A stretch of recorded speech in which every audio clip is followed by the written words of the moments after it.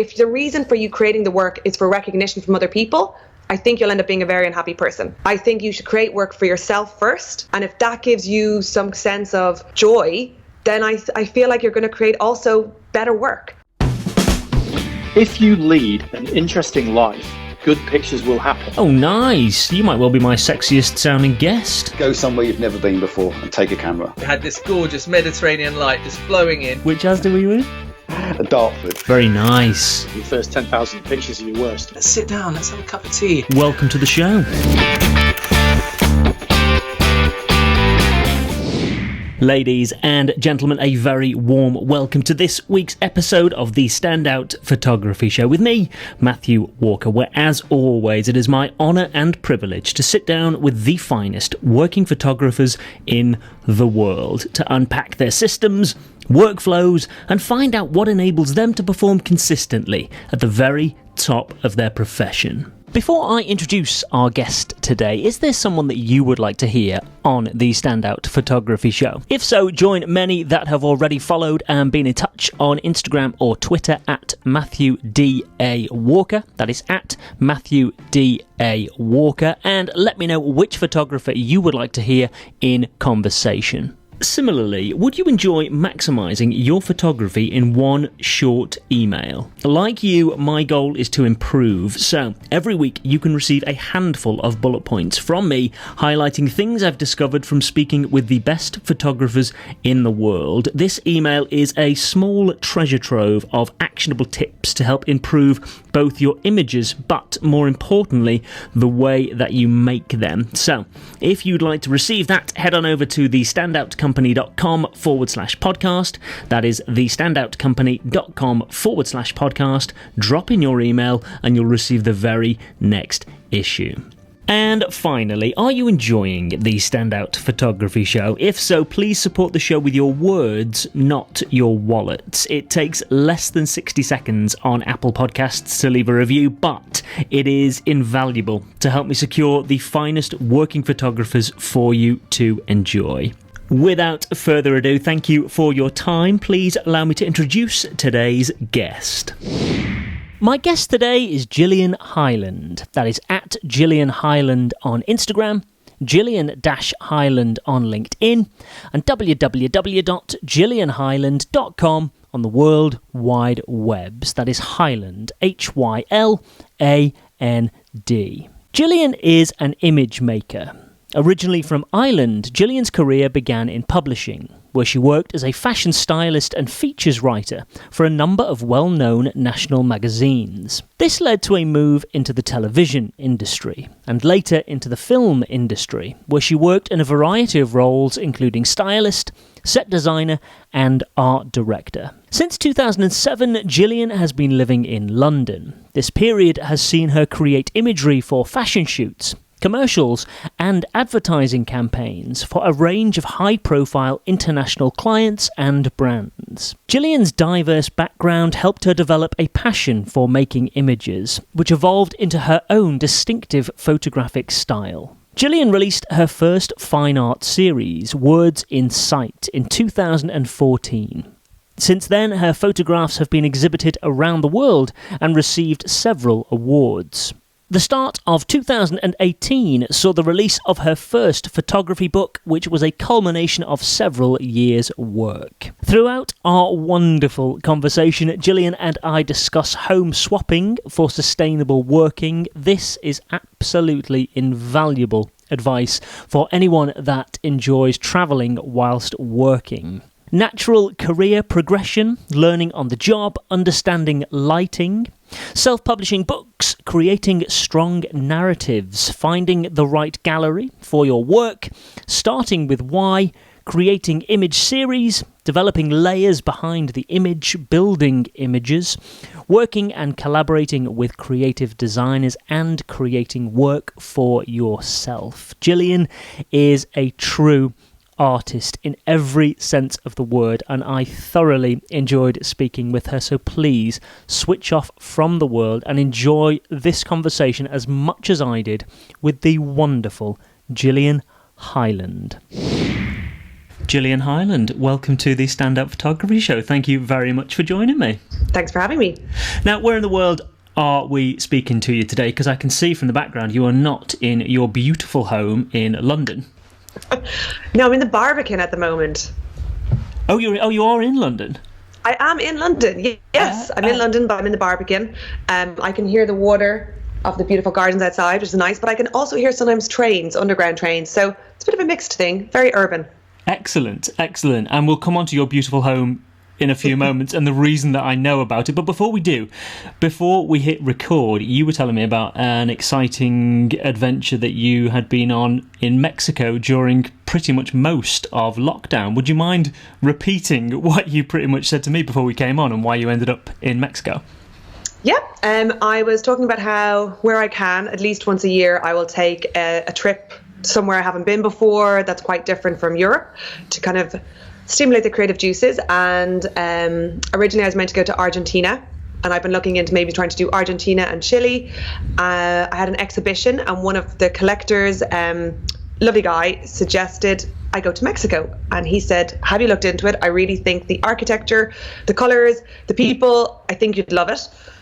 So I did. I started to research, Mexico and different things, and I put some feelers out there, and more connections started to come through for Mexico than Argentina. So I switched plan and decided to go to Mexico in December last year. So when you said then you started to put feelers out, what does that look like for you? I know that sounds like a really obvious question, but we live in a world where you can connect with people in so many different ways. What does that look like for you? Well, I've done a couple of these trips now where I've gone on my own with a camera and launched myself into very different cultures. And one thing that I've learned is it's definitely really helpful to have somebody there that works in they don't have to be photographers, but something within the creative field who speak English, because I often go to countries where I don't speak the languages of that country. So I also was looking at different ways of doing these long trips, because I was planning on going for 6 weeks to 2 months. It takes a while to kind of absorb within the culture, figure out what it is I want to shoot, because I often don't know before I go, and then actually pre-produce and plan it all. It does take a while. So this occasion, I joined a website called Love Home Swap, and I looked at swapping my London apartment for a beautiful 1930s 4-story home in Roma in Mexico. So I thought, that's a pretty good swap. I think I like that. And then I also did another swap with an artist who had a studio and home in Tulum. And I swapped my apartment with them. So it was a way of me looking at how I could, more sustainable way of me traveling and working, but also by actually living in people's homes that live there, I could ask them explain what I was going to do, and they were really helpful in also linking me with people. I'm so glad I asked that question. So what was that called? Love Home Swap? So yes, Love Home. I mean, nowadays it's kind of hard. I'm not with them anymore because of COVID, but Love Home Swap. And then an actual graphic designer friend of mine suggested something called Artist Residency Swap. So that was a different platform, and that's where I actually ended up randomly. My life is quite random most of the time, but it's beautiful how it comes together. Finding a couple, and he was a painter, and she actually was his agent, and they had the place in Tulum. So she ended up being really, really helpful and a great contact for me. And she put me in touch with a female photographer in Mexico City who ended up being great for sending me assistance. She put me in touch with my makeup artist, my stylist. She even gave me her lights for free and was just an absolute gem to have in the city. And of course, like you say, if you are going somewhere that you don't particularly know very well, there may be a language barrier, as you say, what a wonderful introduction to have someone with that local knowledge and also to be able to learn from them and spend some time in their home. It's a bit like the photographic version of The Holiday. Have you seen that film? Yes. Yeah. It was the first time I've tried this particular approach, but it was really great. And I suppose I've Airbnb. I like Airbnb more than hotels, so I'm always interested. I'm intrigued by people's homes. I like interesting environments, and I'm always interested in creative people's homes. I think they kind of fascinate me more. They're usually filled with, I don't know, just stuff that stimulates them creatively or things they've picked up on their journeys. I was pretty lucky in the connections that I made in Mexico City, and even it just people just seem to kind of come into my life. And even the collector who suggested I went there put me in touch with a wonderful painter, Canadian Mexican woman. And when I stayed from COVID, we became friends, and then I moved in with her. So, it was, I couldn't have really planned it. I'm glad you mentioned homes as well, because I mentioned yours earlier on, and the reason that I knew about your beautiful home, because I read a lovely article in the Metro for which you said, I wanted my home to tell a story. The artworks, furniture and accessories have been collected over a long time in London and on my travels. Putting it all together in one space tells a story, and it is very personal. Everything is a memory, and I loved that. Your home is absolutely beautiful. It's one of the things that I hadn't really planned with these conversations, but people have such incredible workspaces that they've created with them for themselves. Is your home, does that double up for you as a workspace as well? I mean, because I shoot on location, I think I'm slightly different than other photographers, and not slightly different, but for me anyway. I travel or I go on location, so I have an office at home, but I wouldn't shoot in studio. I obviously do shoot in studio for certain jobs, but I would predominantly say I'm a more location-based photographer. And I work and live in my space. I think what it is, lots of things, objects and interesting things in my home often make their way into the set design of some of my photographs. So I feel like there's not really a division between, or I've noticed that everything that I experience and comes into my life ends up feeding into what I produce creatively. And then interesting even more now is that it feeds into how I work with clients. And it just all seems to be this kind of, I don't know, prism. It's like it all goes in and then fractures out in different ways. And I really love that experience. So I keep trying to expose myself and open my mind to more cultural and visual and artistic things, because I know it'll filter through in interesting ways. And I do have a love for interiors and environments. So it kind of is another passion. Well, I will put a link in the show notes so people can see the article and see the images of your beautiful home and get some context of what we're talking about. And, let's face it, pick up some interior design tips. While we're on that note, actually, why photography for you? Or should I say, why image making for you? So because, I've been in the industry quite a long time. So I started very young, and I have worked I started in fashion and television and films and documentaries. And I was kind of across, I actually started writing. I studied media and broadcasting. So I worked I talked about fashion on radio, and I worked on fashion television and was a bit of a presenter. And then I wrote in magazines about all these different things. So I think I like being able to dip. For me, they all relate. So when I looked back on, I guess, how I ended up creatively going in the last while, I think back of where I started, and it's kind of the same. Like I was, writing about other artists, interviewing musicians. I was kind of a writer, and I always was around creative people, as well as being a stylist and a set designer and doing all those things and working within film, assistant producing on different documentaries. So I really learned and crossed over between print and moving image on how to bring stories to life and how to do shot lists and how to look at all aspects from, the items within it, the characters, the whole narrative for me kind of sits together. It's never been just one thing. I guess it's been a combination. And then I very much had spent many years in London, more working in art direction, set design and styling, which for me sit very well together. So I get shown a drawing, and then you kind of craft an image from it.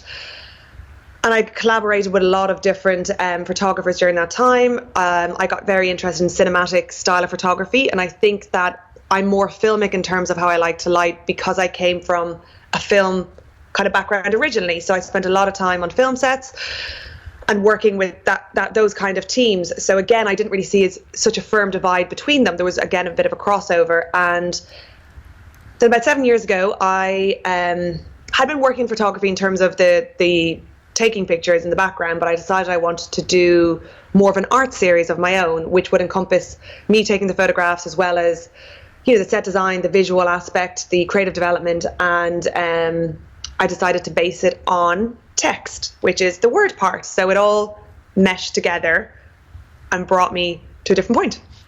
It's a relatively short period of time, 7 years, considering the amount of work that you've done. I've been in the industry 20 years. You have, and actually that's something that I wanted to explore, and please feel free to fact check some of this, but this is one of the things that I love about our whole industry is people's journeys into it, and some people start by assisting, some people go to university and study. You very much learn on the job, and like I say, please feel free to fact check this, but as you mentioned, you began publishing as a fashion stylist and features writer, which took you towards television and later film, working in a variety of roles including stylist, set designer and the art director. And then I read something that Gup magazine said, and you said when I have done your homework. I have. When I first started, I totally jumped off a cliff, and you're referring to your photography here. I had no idea how to do this. I found out in photography there's a reason everything is in there. You can't just get away with very much, unlike the film industry. People are going to stand and look at every single detail in your picture. And the word that stuck out for me really was jumping off a cliff. What did that look like for you, and why did you take the decision to move away from set designing and styling to being behind the camera? So I didn't really, I just see everything as a progression. So I suppose for me, it felt like such a natural progression from what I had done before and where I was going, because the crafting I was getting more and more involved in that final outcome. And when I had collaborated with people, what I found frustrating was how I would envision what we were doing and then how they envisioned it. There was just always such a difference. So I always felt the results just weren't what I wanted, because it was my vision, not theirs. And that's when I thought, I think I need to do the photography now as well. So I learned how to do that. And I would say generally as a person, I think like I really do enjoy a challenge. And say even going to Cuba or going to Mexico or going to India, I do jump off the cliff. I literally I step off a plane. I really have no idea how I'm going to pull it together. I don't really know what it is I'm going to make. I just don't know what it is. But I think there's something about the unknowns and the excitement and the stimulation that seems to creatively compress me in some way that brings out like a lot of work in a short time. So I like to pre-produce. Although I say I jump off a cliff, I often don't know how I'm going to get there, but as I'm going towards it, I will really start to formulate before I go into something what it is. It'll start to visualize it in my head. But I'm not scared to take a risk on something without a firm idea of what it's going to be.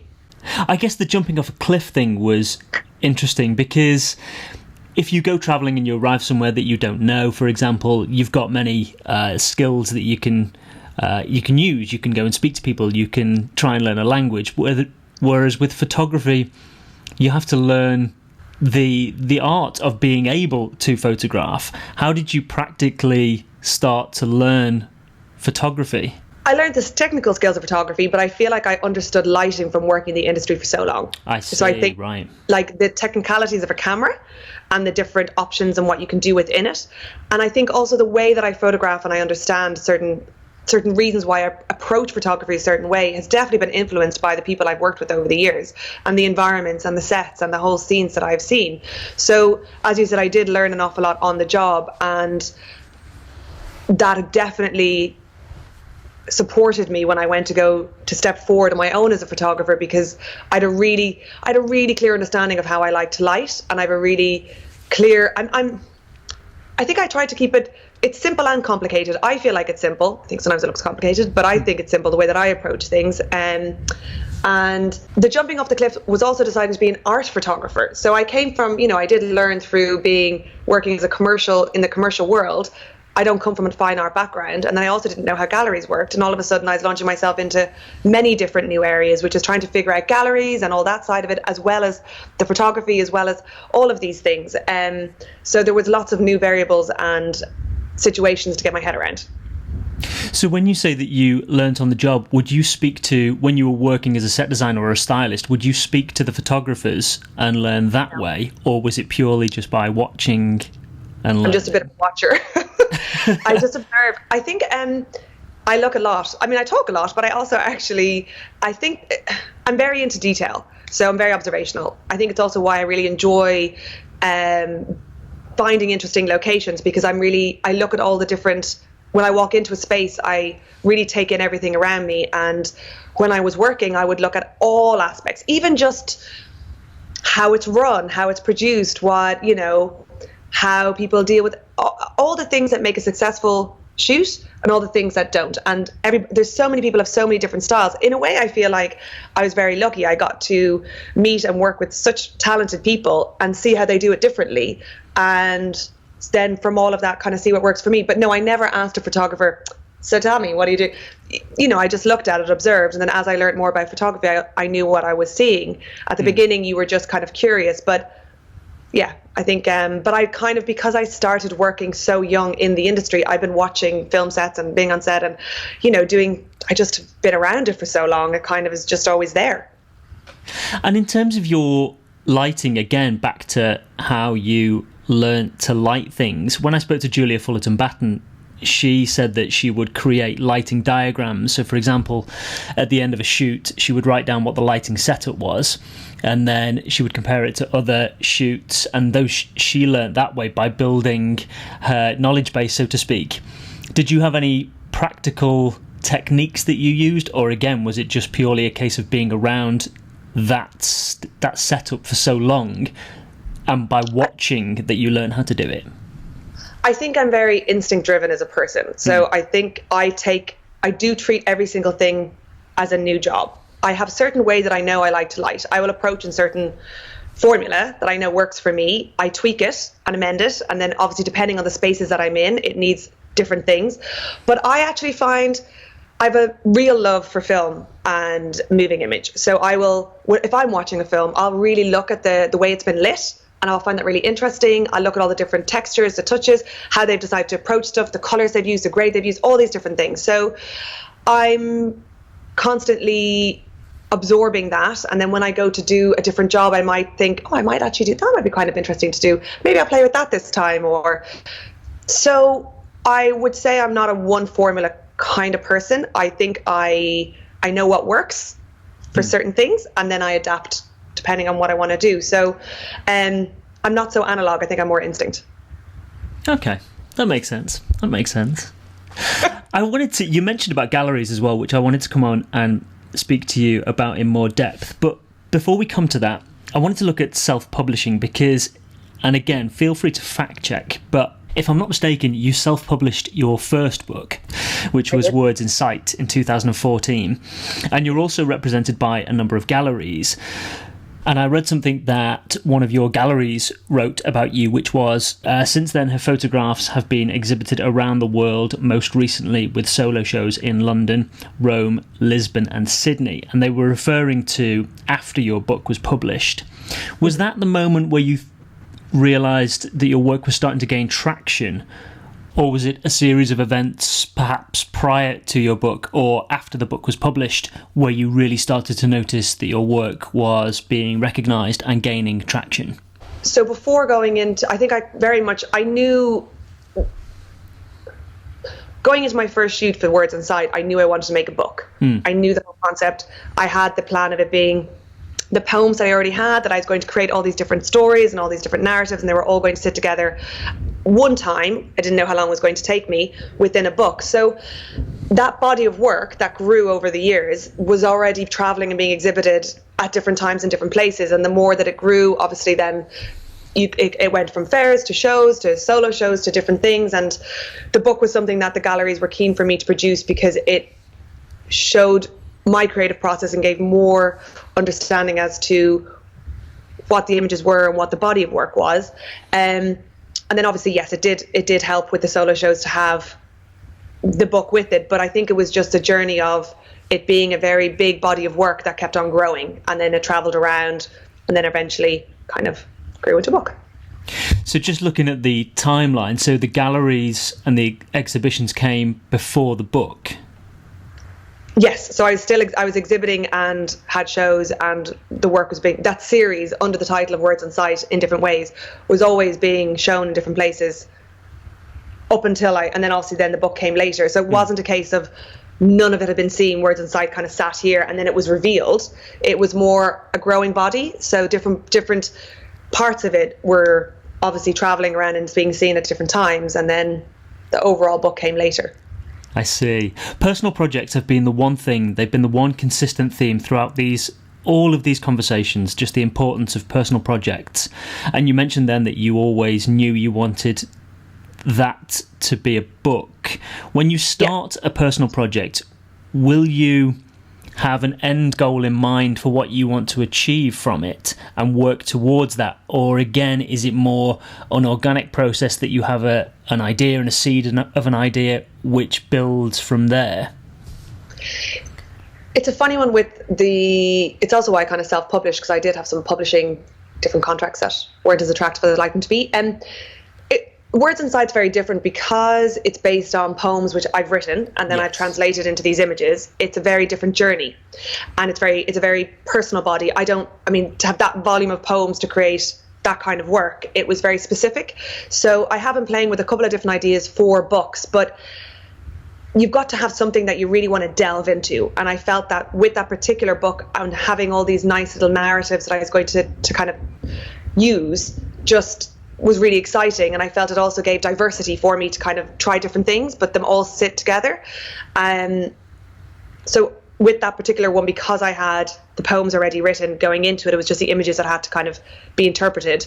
It just made sense for it to be a book. Now, I suppose I'm kind of a bit more being inspired, creating smaller series of work, and I'm not necessarily working towards one big body and a book at the moment. Whether or not that ends up sitting together in some different way down the line, I don't know, but I'm giving myself the freedom just to explore lots of different things, because that's what I feel like right now. And with the book being the way that it was for the years that I was producing it, I was very dedicated to it. So I'm kind of mixing it up a little bit at the moment.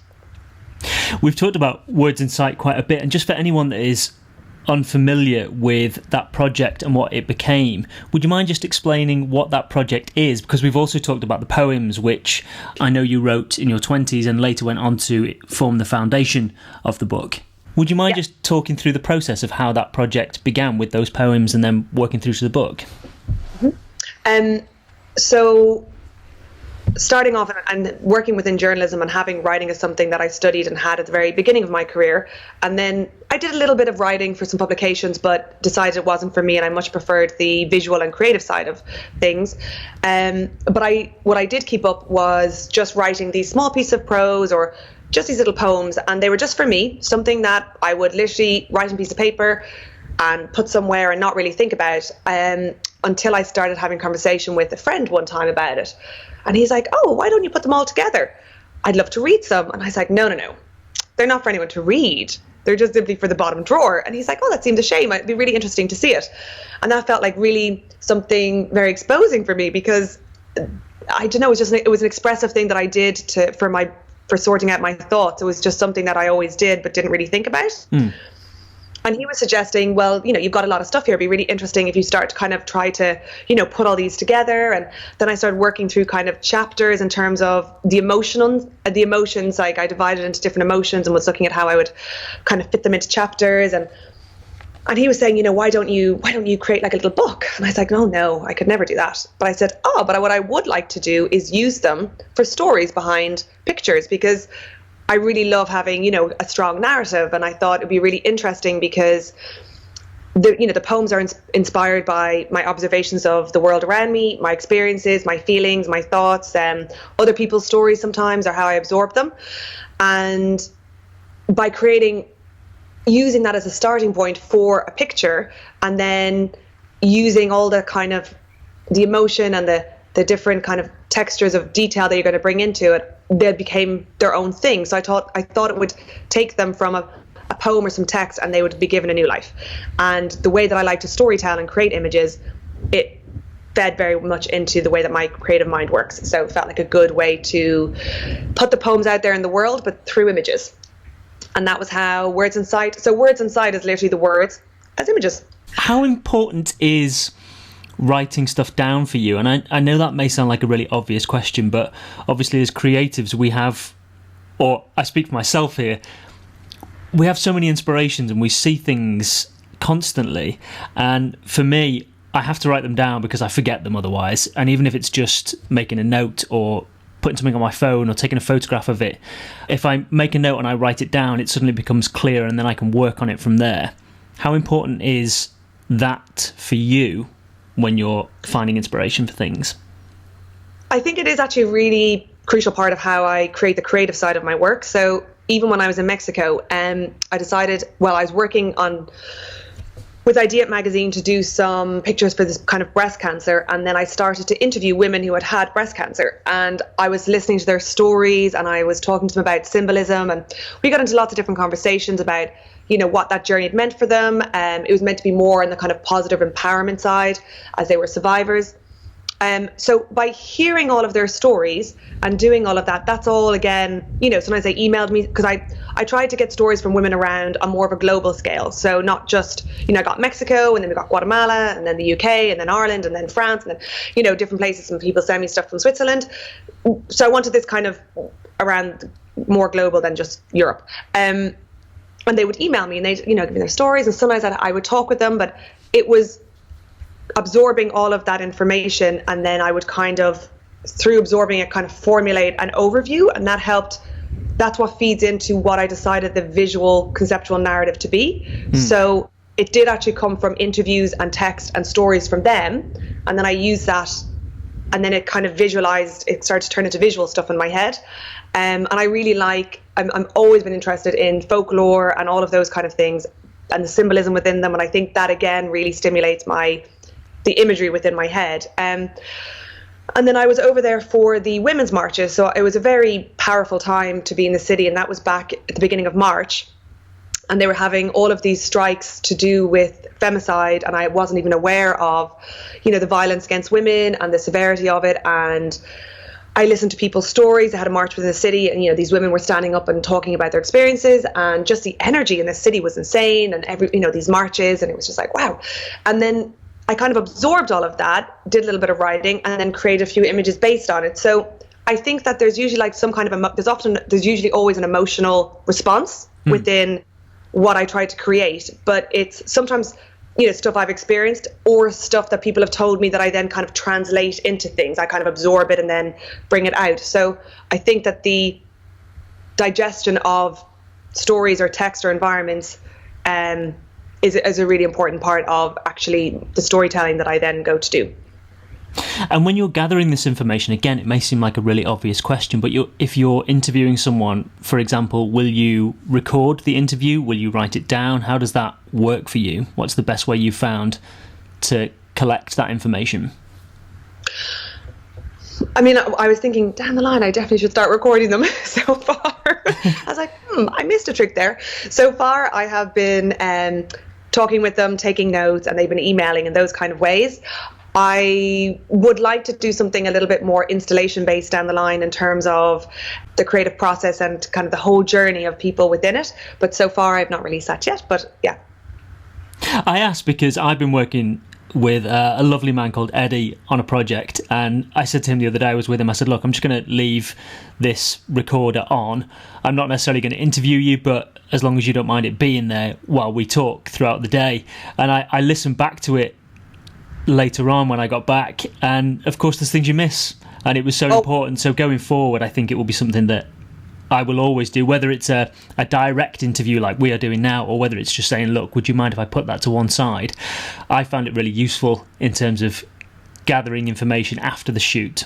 There was something else that I wanted to come on to, and we mentioned it earlier. We talked about galleries, and again, this is one of the consistent themes from listeners and questions that they send in is about galleries, because it's a dream. Of course it is to be represented by a gallery, but so many people just don't know how to go about doing it. And similar to what I said to you earlier in the episode about putting yourself out there, how did you practically go about getting your first gallery? Because if I'm not mistaken, you're represented by 4 now, is that correct? Yes, I mean, it kind of moves around in different ways, and I was due to change gallery before COVID, but then COVID hit, so things have kind of changed. But the gallery thing is something that actually people ask me all the time, and there is also that association that galleries are unapproachable and you can't go near them, and if you don't come from that background, it would be very hard to break into it. I suppose when I was getting into it, I just wanted the work to be seen. So I looked at different festivals, photographic festivals in different places where you'd find an audience that could appreciate photographic art. And then I also looked, and I actually, the first gallery I exhibited with was the Cynthia Corbett Gallery, and that was for young masters. So I entered that. The artworks were meant to be, were inspired by the work of old masters, and I've often looked at painting a lot for inspiration. So it's interesting where you were asking me about lighting, but like I even look at painting and the way that they use dark and shadow, and that can inspire how I decide to approach certain things. I look at the colors in paintings and textures and all of that. For me, it's not ever one path. I like to look at art and I definitely find inspiration not just in photography. I find it in all different areas, and it feeds into how I might approach something. So that was a really good exposure for me by entering that competition. Then I ended up being part of the Young Masters and exhibiting in some wonderful places and meeting some gallery people and getting some nice press exposure. I didn't know the Cynthia Corbett Gallery. They hadn't approached me and asked me to enter. I literally saw it, entered it, and then that's how it came about. So there is a lot of opportunity out there, and I think especially within photography, there's a lot of exhibitions, there's a lot of festivals, there are a lot of galleries that do like group shows, so they have an open call. And I think just by being really open and doing a little bit of research and looking at those opportunities and just submitting and seeing what happens is really helpful. And I think there's a lot of platforms now. I mean, social media and Instagram, and there's so many online platforms, but there are a lot of galleries that do leave a certain time of a year that they try to be open to new work and emerging artists. And I think that London is a wonderful place for that.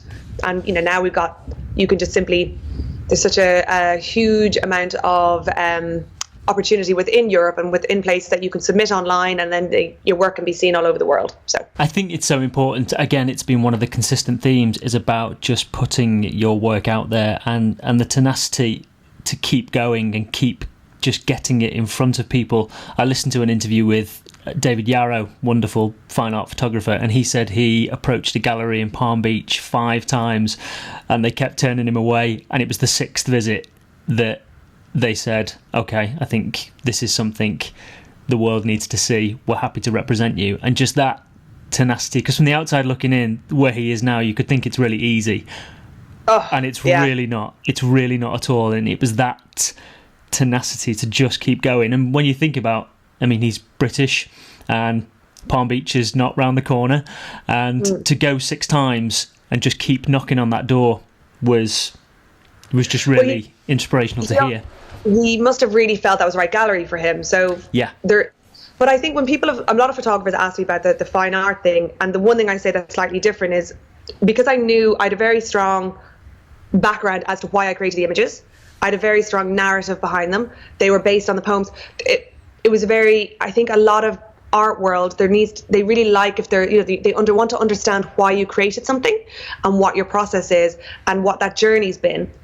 More so maybe than other places within photography. They can go, I really like that image, and you can explain a bit about it, but within art it really is different. It's much more layered, and being able to articulate what that is for you and having that clarity within yourself means that they'll understand your work and be able to open up that platform for you. So one piece of advice if someone says about galleries, I say try to think more about a series, because they will like to see more of a series of work from you than lots of individual images. They'll try to find a coherence behind your approach for them to be able to put you within a show or showcase you in some way. So if that is the way that you would like to take things, then maybe think of, what is your defining reason for creating that series? What could that series of images be, and why you want to do it, and what you want the viewer to experience from the work. Because I think for me, it's always been about that emotional engagement and reaction.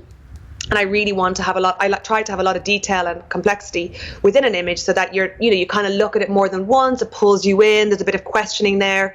And that was something that was what I really tried, and was my main focus going into everything, was I'd always question, like, are these images doing that? And that's something that if you can try to define those things before you start to photograph, you're more likely to get a body of work that achieves it, rather than afterwards going, what is this image? It's not going to work. I think it's so important what you just said then about the galleries being interested in you, because someone said to me once, people don't buy what you do, they buy how you do it. And of course, the end product has to be of a certain standard for people to want to buy it, but actually that's the tip of the iceberg, really. It's what's underneath. It's the layers of you and how you approach it that is so important. And that's the storytelling. So I think that, like, I always say you're more like you're crafting something. It's and that's why I suppose I've always defined myself more of that image maker and about crafting images, because it's very layered for me and I like to be involved in all aspects of it. And the planning and pre-production is really quite big before I even stand behind the camera and take the picture. So much has come before it for me to get to that point. And I think that within the art world, there's more of appreciation of that, and they're really interested in understanding what that's been for you. So it depends on where you'd like to position yourself. And again, I think the planning is so important, and it's something that maybe not gets underestimated, but I think a lot of the time people think that the pressure is on the day of the shoot, whereas actually that's the showtime, that's the performance, so to speak. If your planning is all in place, that should be a day to enjoy and create. And on that note, actually, while we're working on large sets, I read something that was in a Metro article, and you'd said my experience of working on film sets and big advertising campaigns meant I was used to juggling several areas. I'm pretty adept at multitasking and working under pressure. And I had two questions from that, one of which was pressure, and how do you use pressure to your advantage on something like a large-scale shoot? I think I'm very decisive. So I think that I'm very clear. So I have a lot of clarity because I visualize everything so much before I go into something, and I've thought through every single area. It means that it might look like I'm making very quick decisions, but it means that I know what I want, so I can be very quick. And when working with big teams and managing everybody and working with schedules and clients and keeping everything moving, you need to be really clear about what it is you need from people and and getting it there and in the right place. I think that I love working with teams, and I try to give them clear briefs and, really get them involved in it, because you get the most from people. And I really want everyone to kind of come within things, my productions, and enjoy it and learn something and gain something from it. And I, value and appreciate all of their input. I think it's like jumping off the cliff thing. There is something that seems to switch me on, that my brain just starts to engage in lots of different things, and I get I get really in the zone. I get really in the zone. And I'm very chatty, but I actually don't talk that much when I'm shooting, because I'm so in the zone that I'm thinking, I'm watching, and all the details. And it's just having a diverse background does help me, because I do look at, is the colours of that styling okay? Is that set okay? What else do we need over here? Like, is that makeup what that needs to do? What are they doing? So you really are directing all parts. So that is, I hope, an answer to that. It is. It really is an answer. So again, it's about planning for you. So the more planning you do, the more freedom you have on the day of the shoot. I'm very visual, so I will usually always create a lot of mood boards for, the stylist, for the makeup, for the set design, for even myself in terms of looks and feel and moods that I'm trying to create for it. I do a lot of pre-production in terms of mood boarding. That's the art direction side, I suppose, coming in, where I will, recce a location, I'll take my shots, and then I'll start to build all of the briefs around the different parts that need to come together to bring that visual to life. And then I'm able to communicate with the different teams. So I know how to talk to a set designer and tell them what it is that I need. I can show them the visuals. I can get that point across. Same with the styling, same with the makeup, same with all of it. But I'll really value their input. But the more clear I am, I find the easier it is for them to kind of feed back. So that's why I really enjoy it. Like when I was in Mexico, and there's some images, I'm not sure if you saw it, where it's got like a halo of roses, and she's got a kind of a crown on, and she's painted red, and she's got an eye. Okay. And then there's another one where, there's lots of stories behind images, those things. And I had I really wanted to get a body painter, managed to get an amazing body painter. And while I was in Mexico, there's a lot of, it's very religious. There's a lot of Guadalupe, and there was a lot of churches, and there was a lot of iconography, and there's a lot of vibrancy, and it's just very rich in colours and things around you.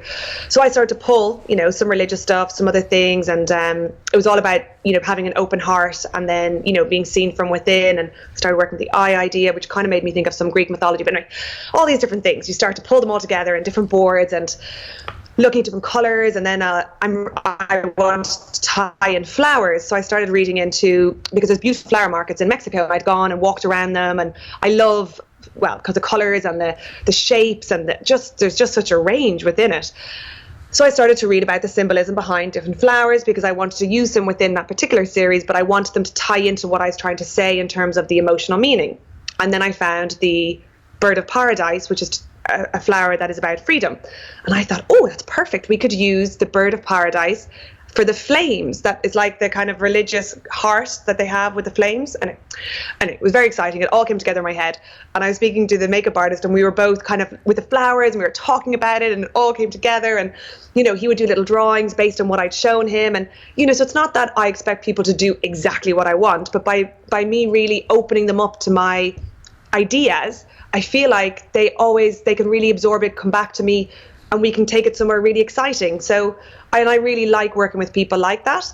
But again, there's a reason behind why everything's there. So there's a reason why I use that flower. There's a reason why we kind of painted. So it's that's the development. It's like having a core idea and then just letting it grow and grow and grow.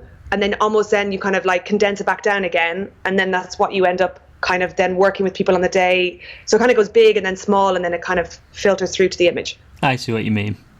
And in terms of when you're shooting something like that, will you have your camera on a tripod and then build the image rather than shooting freehand and just shooting something? Oh, yeah. You will very consciously build the image and then capture it. Because there's a lot of set design and a lot of elements within what I create. So having the camera most of the time being fixed, it means that I can look at it on screen, we can tweak the lights, we can build the sets, we can move things around, we can keep on tweaking and building and perfecting it.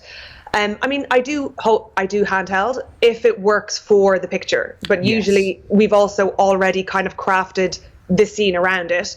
It's just maybe the particular thing I need to get in an angle that's kind of hard to have it on a tripod, or I want to try a bit more, work with the model in a different way. But generally I would say for the bigger scenes, I would have it on the tripod and then build around it. So it is a process. It's definitely not something that comes together, in one instant. Yes, of course.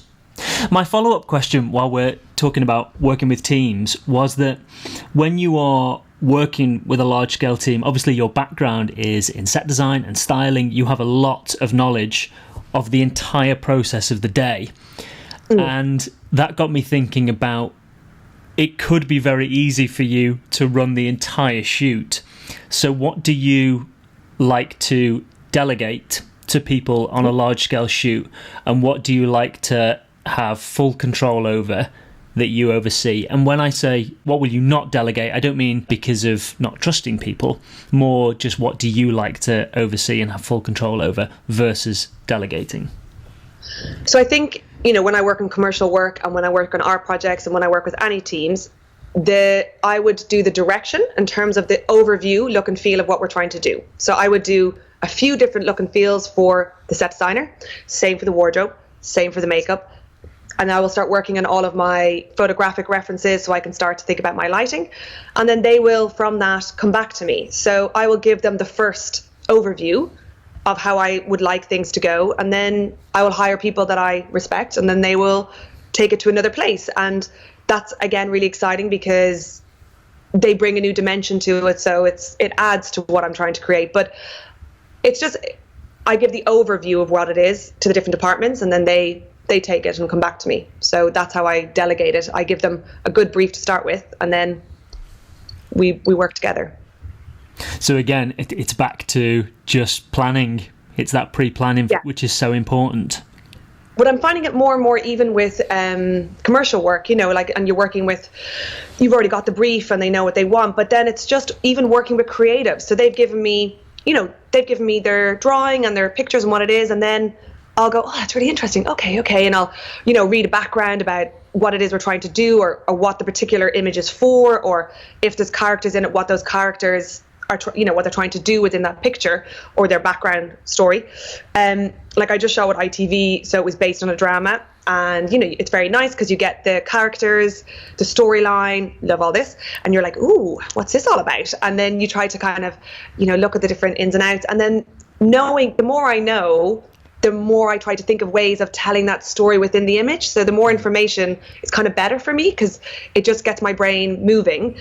So I went back to the creative, probably with far too much stuff, because I was like, oh, I got really excited, and I was like, maybe we could do this, and I've been looking at this, and maybe we could tell her story in these ways, and it's kind of nice, we could use dark and shadow in this way, and he's like, oh, great. And then the whole way through the shoot, we were like bouncing off like, oh, we could do this, and maybe it could be this, and it was really nice. So it was his creative, and I was just simply, interpreting it or adding to it or bouncing off and with it. So I think it's really fun if you can do that with clients and brands. And I think the one that I'm pitching on at the moment, it's very much that they would want me to bring an overview of its motion, its stills, it's the whole look and feel. So that's why I'm saying it's a big one at the moment to kind of be pulling together. But that's like my dream. I love it because it's exciting to kind of pull in all the different areas, and they have their creative. I'm not bringing the creative. They have their ideas. I'm just simply bringing them to life in a different way, or adding the little details and the touches and the textures that are going to help tell the story in the way that they want to. So I feel like all those layers of background are relevant in commercial and in fine art, but it's you're just kind of taking something somewhere else. It's not that you're owning everything for yourself. I think that's really important, and I think it will resonate with a lot of photographers. Has that been something that you think has really helped your career, not being afraid to bring your own ideas to something like that, even if there is a creative designer on it? You're not afraid to bring, like you say, not bring a new idea necessarily, but to add layers and detail. Yeah, I think definitely. I mean, I do feel that's often why people come to me because it is that storytelling. So they're saying, this is our idea, this is what we're trying to do. And I've been really lucky. I've had people kind of go, I'd love to hear your thoughts, or they're really open. I mean, obviously, if someone came to me and they just said, just photograph this, I'm not going to go, hey, buddy, I've got some great ideas for you. Of course not. I would, I'd be really happy to, help bring their vision to life. But I think often people are open to hearing more, because what makes a great idea great is not just one person. Often it's kind of developing that idea with other people to bring it to, to keep on making it better. So that collaborative approach I really enjoy. I wanted to look at awards because I know we're nearing our time here, so I've got a few more questions, but before we get to them, I wanted to look briefly at awards. You're no stranger to an award, and rightly so, because your work is beautiful. So to name a few: Moscow International Photo Awards, First Prize, Fine Art Portrait, International Photographer of the Year Award, First Place winner, Female in Focus Photography a winner, the list goes on. But my question was really, what do awards offer you and your work? I think both in commercial and within the fine art, awards are a platform to get your work seen by a diverse range of people. Depending on the country and the award, it'll attract different kinds of viewers. And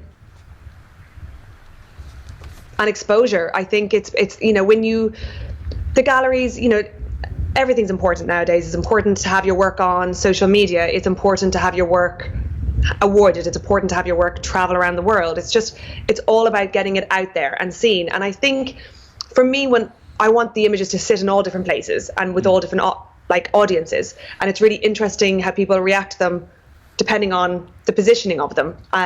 So that's always kind of fun to hear and see. But I mean,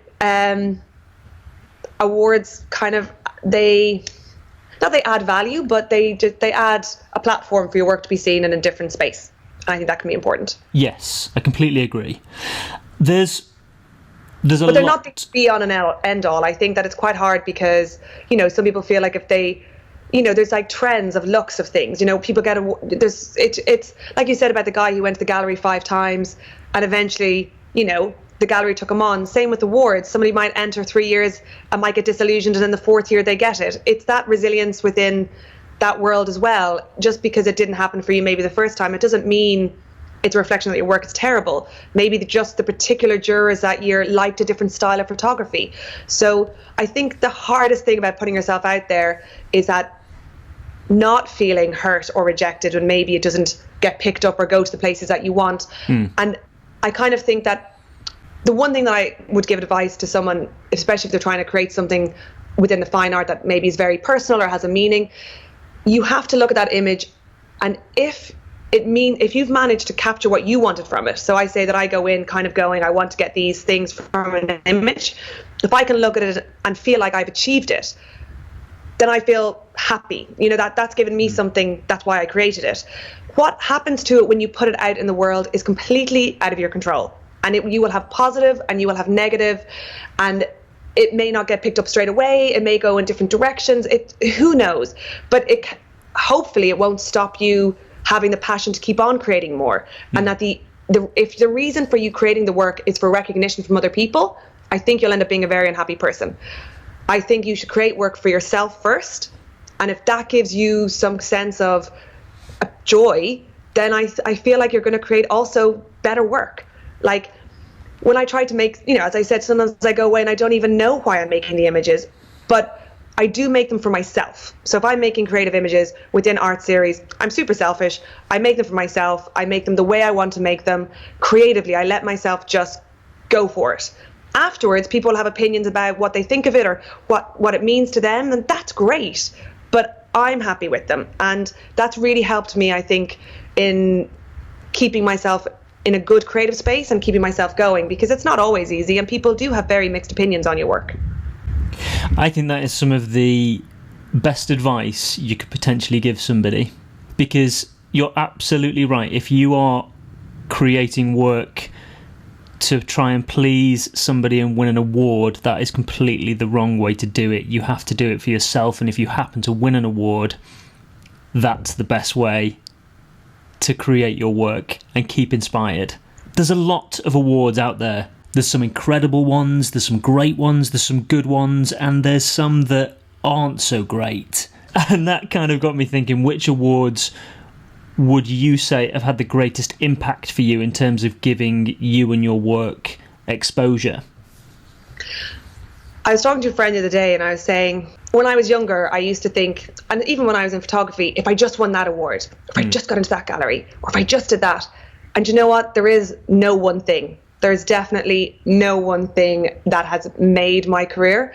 It's the fact that it's all the many things, and it's keep putting yourself out there, and it's keep trying to do different things. It's looking at, different platforms and spaces, not just gallery and commercial and like festivals and and magazines, and it's the many things that make up a career. And I wish it was just one thing, but unfortunately it hasn't been just one thing. And I think that when you get to a certain point and people look back and go, oh, it's that last award she won, it's like, no, it really, it took 10 awards before that even to get to that one, and then it took like 20 articles, and it took 10 festivals, and it took, it's kind of a never ending. And that's why I think for me it's the intention behind the work. I always ask myself, why am I making it, and what do I want it to be? And I try to stick with that, because the other side of it, I feel like, is like a dark tunnel that might take you to the wrong place.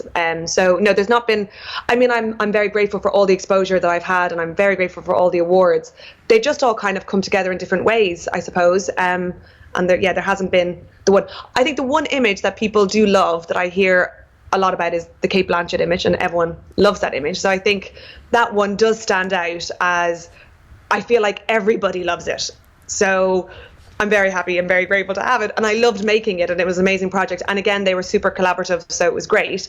So I suppose, I think as a commercial image, that one stands out for people. It is a very beautiful image, and I will link to it in the show notes so people can check it out. But on that note, actually, I think throughout our conversation we've discussed the importance of storytelling and why you take an image. So on that note, if you could frame only one of your images to hang in Times Square or Leicester Square, wherever it may be, something that tells your story and something you're proud of, what would it be? And why, I guess, because it's the why which is so important. The one favourite question thing, don't they? Your one favourite thing, you're like, oh! Well, it's not necessarily a favourite thing, it's just more that I think because we've spoken about the importance of why you take images, it maybe doesn't even need to be one specific image, but just something you're particularly proud of and the journey of why you're proud of it. One of the very early images that I took within the Words Inside series and the kind of fine art journey is the one that I have on the front of the cover, mainly for that reason. And it's called Unforgiven.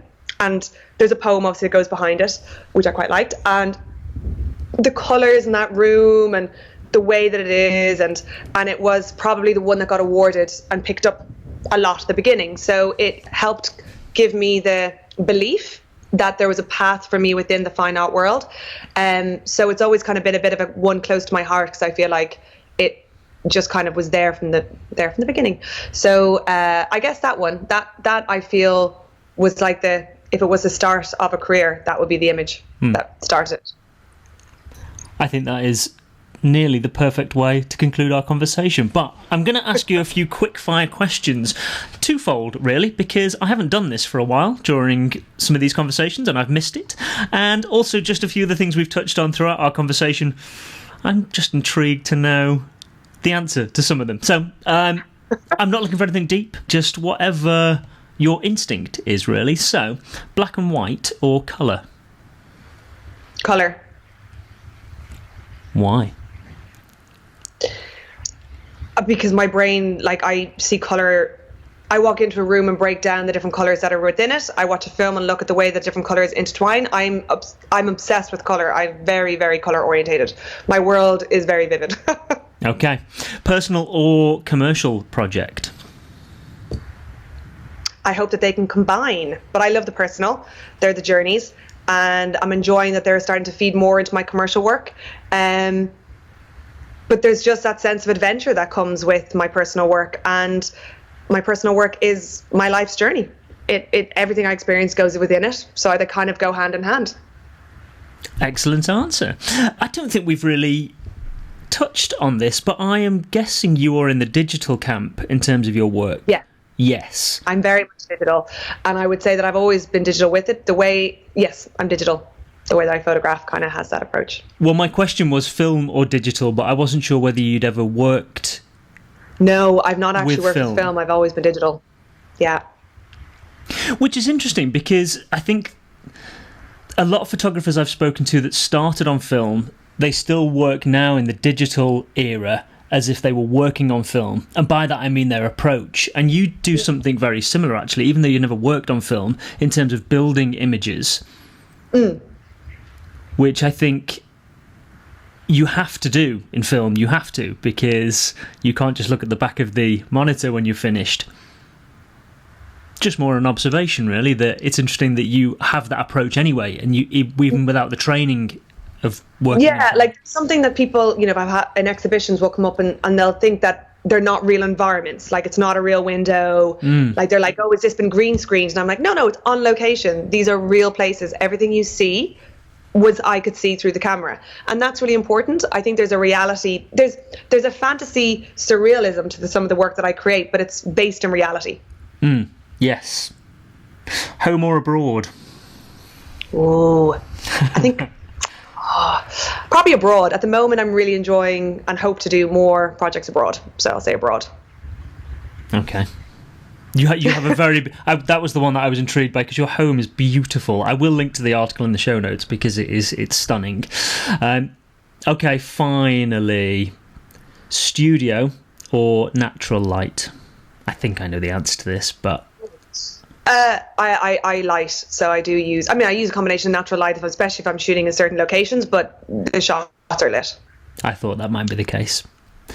Yes. Gillian, it's been an absolute joy to speak with you. Thank you so much. I really appreciate it. Where can people find out more about you if they would like to go and explore more of your beautiful work? Thank you so much for having me on the show. It's been really, really fun, and I've loved you interviewing me. It's great. I hope I haven't gone on too many tangents.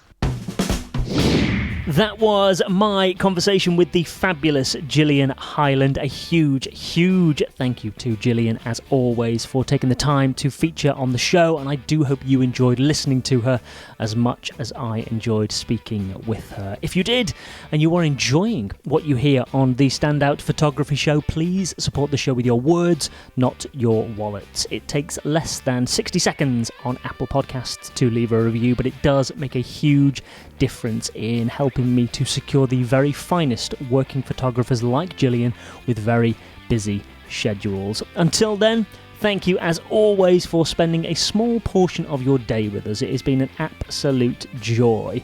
I've been Matthew Walker, she has been Gillian Hyland, and you have been sensational. Until next time, Take care.